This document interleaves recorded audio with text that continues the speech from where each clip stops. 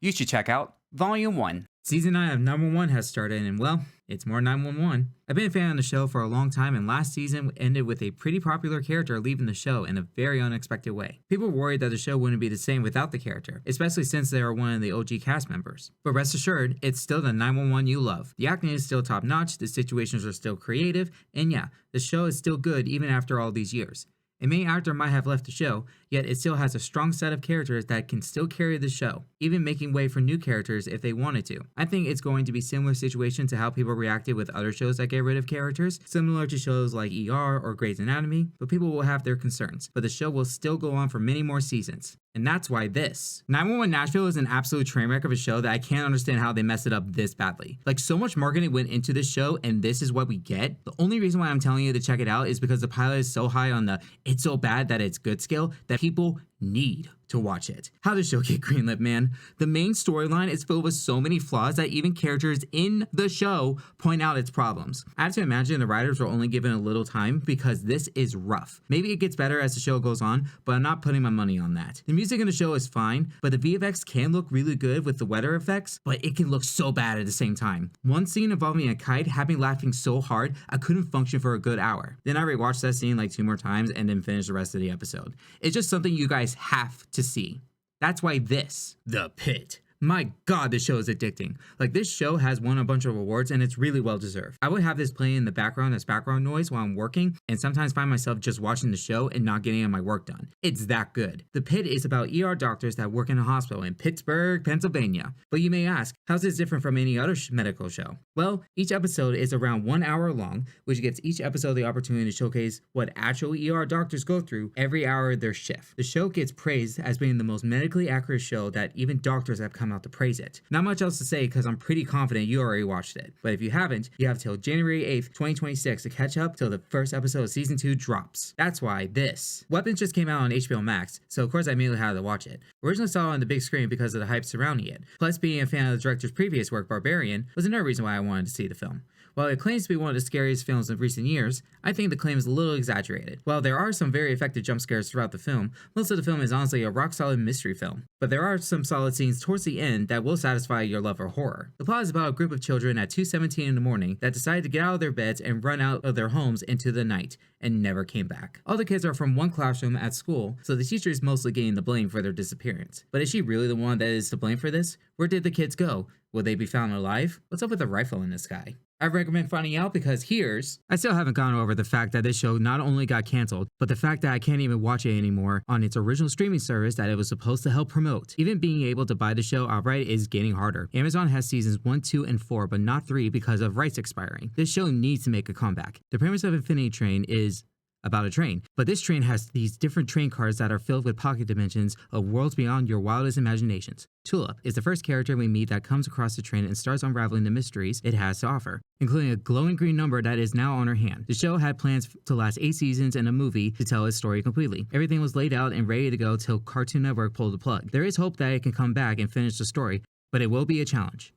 This show has so much potential of being something special. Insane levels of creativity and great animation to back it up. This show had 2 chances to get another season and nobody watched it. Not on HBO Max, so Warner Brothers canceled it. Netflix got interested, so they had it on their platform and promised if the show got popular, it was going to get another season. Again, no one watched it. So do yourself a favor and fix that, because the creators had animations already made for season 2 and once again, production was canceled. The story is about a cargo ship that crash landed on an alien planet. We follow 3 sets of characters that managed to survive in an escape pod. Now their goal is to adapt, survive, and find a way back home. One fair warning, this show is very brutal and not for kids. They don't hold back with any punches with what these characters go through, which is why this 5 More Minutes is a deck-building roguelike that pays homage to video games past. Cards, enemies, and the environment are all inspired from the games we played as kids. Combine video game genre packs to create broken builds to pave the way to victory. The story is about you trying to escape the hard realities of life by playing some of your favorite video games. But what if one day, the games decide to take hold of you and never let you go? Will you be able to escape and make it back home? A lot of personality was put into this project. From the hand-drawn art, animations, and the retro soundtrack, the gameplay looks rock solid for anyone that is a fan of both deck building and roguelike gameplay. As I'm making this video, they are currently at 63% of their campaign goal, so if you find the game interesting, then this. Legendary Icelandic band of Monsters of Men are back with their 4th album, All Is Love and Pain in the Mouse Parade. It's been 6 years since the band's last album, and boy I'm glad they are back. Their indie folk rock with a sprinkle of pop sound is something we all needed right now. This new album is great. The first album, My Head is an Animal, will always be something special to me for how good it was. I'll always consider that album to be their best, but man, their newest one is a close second. Some of the best writing, music compositions, and even vocal performances come from this album. Some of the best songs I recommend are Dream Team, The Actor, Fruit Bat, The Block, and Tuna in a Can are the must listen from this album. So check it out with your favorite music streaming service and tell me which song is your favorite, because these— Why did no one go see this film? First off, it's a Stephen King adaptation. Second, the amount of marketing that went into this film was insane. So why with only a $20 million budget did it only make $54 million in the box office? Explain this to me, please, because you at least need to give some of these actors Oscar nominations because they absolutely deserve it. Every year, an event called The Long Walk is held where 50 contestants, one from each state, compete to see who can walk the farthest. The catch is, if you walk below 3 miles an hour, you die. You try to deviate from the path, you die. Walk till you cannot walk no more. Such a simple concept that was very well executed, and yet it only made $54 million? For real, go watch this film however you can. It looks like you can only watch it by renting it or buying the film outright, but is expected to land on HBO Max very soon. Regardless, give this film more love than what it actually got, because this— The new Super Mario Galaxy trailer just dropped and it looks fantastic. Keywords being looks fantastic. Illumination Films have always been a top tier studio when it comes to their visuals and animations for their 3D films, but the biggest problem the studio has is the story that goes with the visuals. It usually ends up being very average. Same case with the first Mario movie. While having some great moments, it still falls short of having any lasting substance. This trailer though can potentially change my mind on that. This has so much promise as becoming the film to finally be their undisputed best film of their catalog, something worth saying that I would root for to win Best Animated Feature at the Oscars. But the fact that they are combining elements from Super Mario Sunshine and Galaxy at the same time does have me worried a little bit. Personally, the best films they ever produced are the original Despicable Me and Migration. But regardless, check out the trailer because this— Since we are approaching this year's Game Awards, I'd like to take this opportunity to tell you that this game was snubbed in a major way. It's not even funny.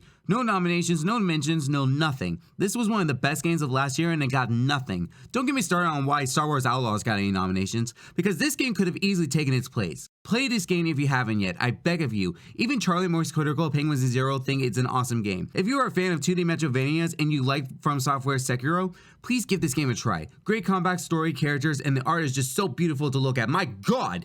You play as Yi, who is immediately killed by his master at the start of the game for reasons we don't know yet. Taking him by the soil, Yi goes through 500 years of rest to recover from his fatal fall when he is awoken by a mysterious boy playing a flute. 2 more years of recovery and Yi is back at full strength. His plan for revenge can finally begin. Seriously, play this game. It's available on PC and all 3 major consoles. You won't regret playing this. Last year's Game of the Year award winner Astrobot is still as fun as I remembered it. Whether you agree with the game winning the award or not, you can't doubt the amount of fun it manages to cram into this game. Anyone of any age can pick up the game and have a great time. Fantastic platforming controls, fun gadgets and abilities, interesting levels that constantly change so that you will never get bored. Plus all the Easter eggs of the PlayStation Pass is always a nice touch. You play as Astro, flying his spaceship shaped like a PlayStation 5, encounters an alien bully Nebulax. He destroys your spaceship and scatters all your friends and ship parts across multiple planets and galaxies. It's up to you to bring everyone back and rebuild your ship and teach that bully a lesson. If you haven't picked up this game yet, I seriously recommend you do, because this— All episodes for Dispatch have been released, and what can I say?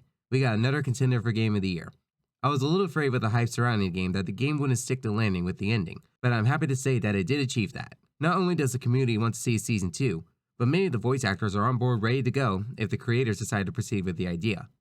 Being a fan of Telltale games since the Walking Dead series, it was nice to feel at home with their type of gameplay style. Constantly keeping me engaged and really making me second guess the choices I made, plus the added gameplay of working as a dispatcher and sending heroes out on jobs was really a breath of fresh air. But if we're being for real, the real stars of the game are the excellent cast of characters, a true highlight of this game. Plus the A-list voice cast really helps bring it home. While I don't think it'll win Game of the Year, I think it will definitely win some awards involving storytelling. Especially with some of the twists that happen in the game, really caught me by surprise. It even has a chance of winning some acting awards. It should be interesting to see how well it does. Regardless, if you haven't checked it out, all 8 episodes have been released so you can enjoy the whole ride in one go.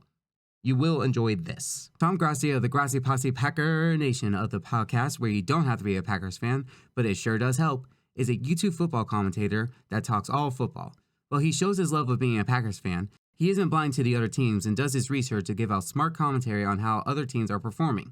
In 2023, he became the NFL Fan of the Year for his years of work as a sports commentator on YouTube and his love for the Packers football team. But his love of football started all the way back when he was 6 years old. Weekly game prediction videos where the community joins in on the NFL pick'ems to see who can predict the most correct games throughout the NFL season. Comedy skits that poke fun at how certain NFL fans feel after their games, and plenty of charity streams, raising more than $2 million and counting.